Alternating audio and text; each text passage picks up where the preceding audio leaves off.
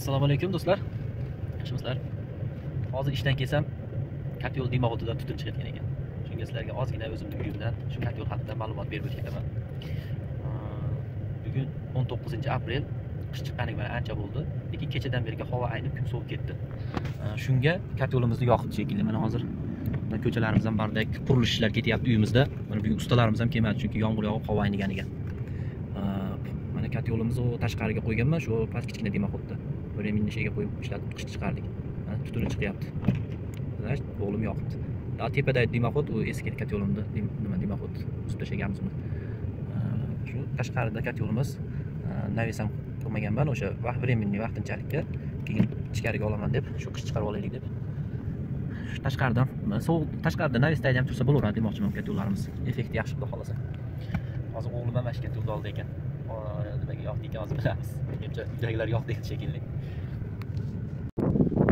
Hop. Mana tagida yashaymiz uyda. Turli pol, ham radiator sistema. 90 kvadrat choshig'roq joy. Qurilishlar ketyapti, ozgina bardak uylar. O'g'lim? Katyolda yoqdingmi?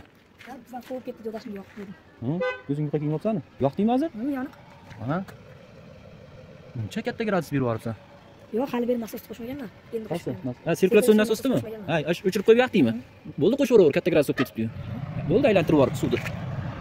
Voh, yonishlari mana. Mo qo'shib qo'yib aylantirib yuboraver, bo'ldi, sistemaga suvni berib yuboraver. O'chirib qo'yib yoqsan-da. Ha, bu ham otasini bolasida santexnik. Chunki o'chirib qo'yib yoqsa, mana unda kondensat bo'lmaydi. Sovuq suvni isitib olguncha nasosni o'chirib qo'yish kerak. To'g'ri qilsan-a? Ha. Ko'mir soldingmi? Eski ko'mir bormidi? Ko'mir solib qo'ydim, To'rt paqir. Yaxshi, 4 paqir kechasini yetadi. Boplabsan. Nimanga aytdim yoq deb. Sovib ketdi. Bo'ldi, bor, kiraver uyga. Nasosini qo'shib qo'ydingmi? Qo'shib qo'ydim. Bo'ldi. Endi buni kasetga ham qo'yish kerak-a uni? Ha, katta gradus berib yuborsan-ku. Mana, jichcha burganimga o'chib qoldi.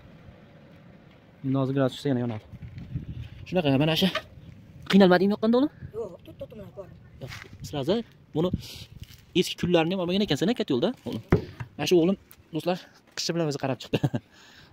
Umuman mana biz bir marta ko'rsatib qo'yganmiz, bo'ldi, o'zi qaraydi. Mana tepladminniklari yaxshi toza ekan. Tozalab qo'yding-da buni, ha? Mana shu kuli qolib ketgan edi ekanda, eski kuli. Maytni tozalab qo'ygan beraver ekan, ha?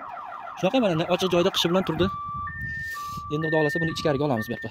Eski sistemani o'rniga olamiz. Mana shu eski sistemamiz mana shu yerda bo'lgan Katyolimiz. Xudo xolasa sheyga qo'yamiz-da bu yil. Sizlar mana shunday Katyollar bilan imkon bo'lsa, sharoit bo'lsa qo'yib, uylaringizni zo'r qilib, sharoit qilib isitib beringlar do'stlar. Qish bilan maza qilib yoqib chiqdik. Men o'zimda zo'r ishlaganlik uchun sizlarga 100% garantiyasini beramiz, tavsiya qilamiz do'stlar. Shunaqa gaplar, aloqaga chiqaverasizlar, shunaqa xizmatlar, santexnik xizmatlar, Katyollar kerak bo'lsa, xudo xolasa dehqonchilik. Assalomu alaykum va rahmatullohi va barakatuh.